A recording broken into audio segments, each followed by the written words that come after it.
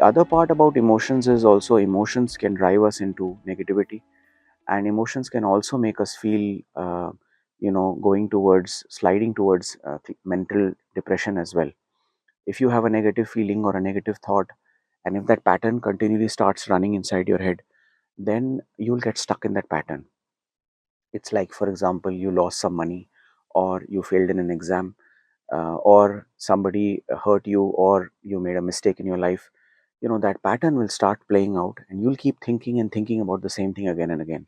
Now, most intelligent people, in fact, the people who fall into clinical depression or any depression, I feel are people who are extremely intelligent also, because the mind is so active that the mind starts playing games with them, and you're not able to distinguish that the mind is not you.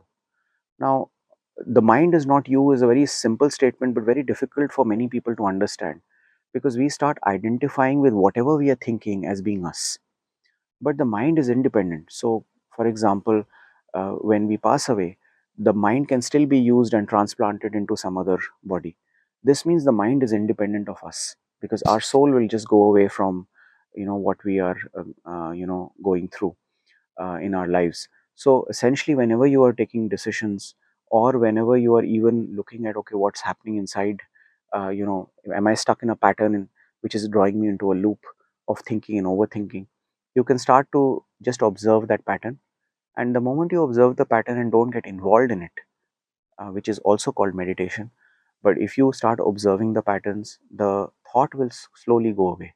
The thought will only increase when you give it importance, and the person who is observing all of this is the real you, and the person who's thinking is not you, because that's the mind, right? That's thinking.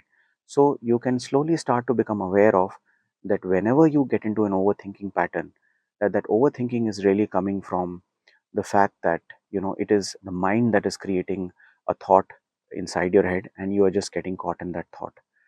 So this, I think most youth get stuck in overthinking. I used to also overthink a lot, and eventually I went into depression because of this. So you just have to become aware of it. You can also journal down whatever you're thinking, and if you journal down, you'll find there are hardly one or two or three things that are really bothering you. So just put that down on paper and get it out of your system, and either you take action to remove it, or you just drop it and ignore it and move ahead.